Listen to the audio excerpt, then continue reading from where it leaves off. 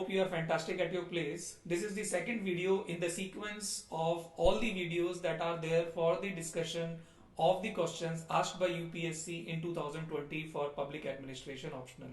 You can remember and recall that first question that I discussed in the video days back was for the strength of public administration lies in the exploration of the challenges and nuances of the policy making and policy implementation.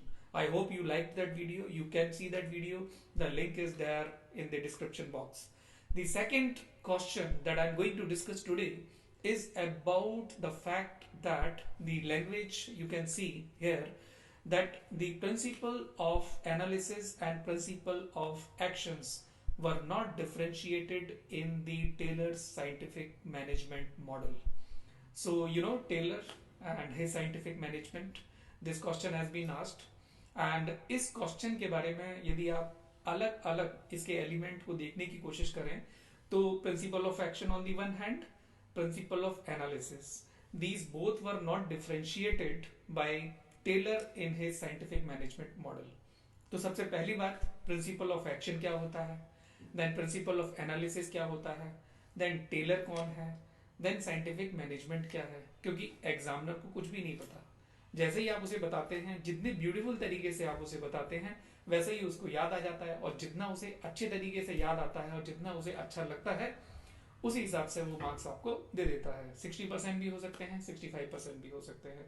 तो जो तरीका है बताने का बस वही different होना चाहिए. उसका जो आंसर है यहाँ मैंने डिस्क्रिप्शन बॉक्स में अपने गूगल ड्राइव का लिंक दिया हुआ है जहाँ पे ये आंसर मैंने शेयर किया हुआ है. You can see that right now. I can discuss about the principle of action, principle of analysis, and how these were not differentiated by Taylor.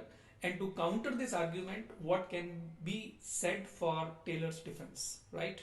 Now, principle of action basically is about the time study, motion study, how worker can be roped into the work efficiently and effectively, right? कोई भी worker है, कोई भी काम करता है 24 घंटे के अंदर, यदि वो 7 to 8 आवर्स यदि फैक्ट्री में है तो उसका आउटपुट कितना ज्यादा ऊपर ले जाया जा सकता है, ये टेलर ने स्टडी किया. अभी टाइम स्टडी और मोशन स्टडी के पीछे यही था कि कहीं पर भी वेस्टफुलनेस हो रही है तो उसको या तो मिनिमाइज किया जाए या उसे जीरो पे ला दिया जाए. जैसे आर्ट ऑफ कटिंग मेटल में टेलर ने बताया कि मेटल को काटने के लिए कम से कम एनर्जी कितनी लगती है.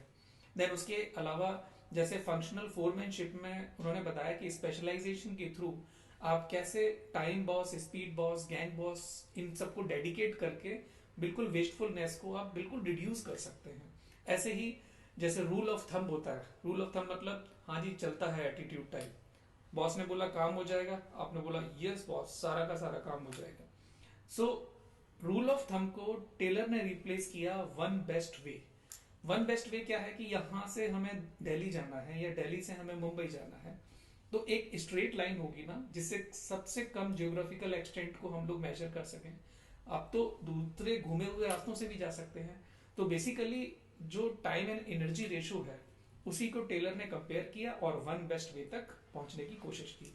लेकिन जब हम प्रिंसिपल ऑफ एनालिसिस की बात करते हैं, प्रिंसिपल ऑफ एनालिसिस का होता क्या मतलब है, क्या टेलर ने इस बात को स्टडी किया कि कोई वर्कर क्यों बना, कोई वर्कर एक फैक्ट्री में काम क्यों करना चाहता है या दूसरा वर्कर एक ऑफिस में ही क्यों बैठना चाहता है.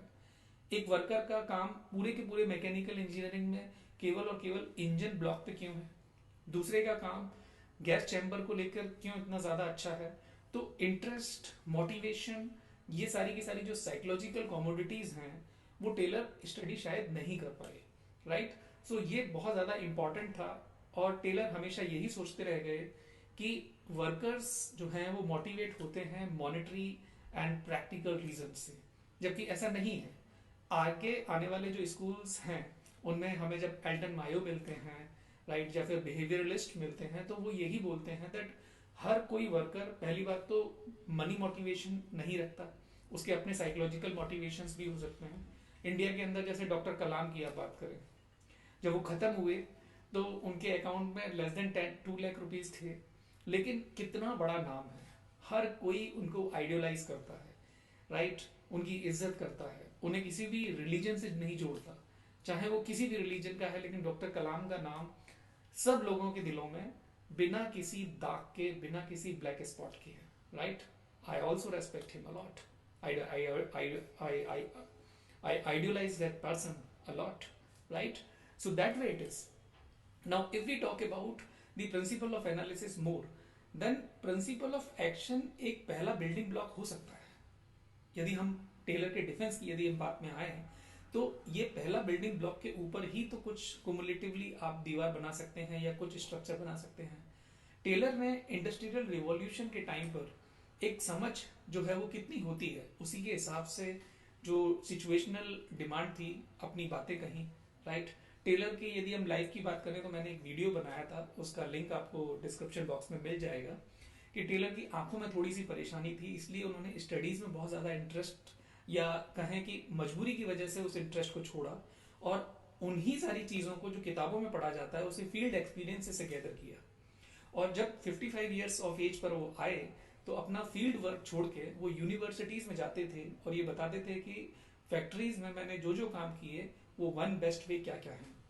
काम वही था टीचिंग का, लेकिन उन्होंने एक्सपीरियंसेस के थ्रू उस टीचिंग को शुरू किया, न कि किताबों के प्रिंसिपल्स को पढ़ के. So he was a practical teacher, you can say. So Taylor अपने आप में उस वक्त के सबसे बेस्ट पर्सन माने जा सकते हैं.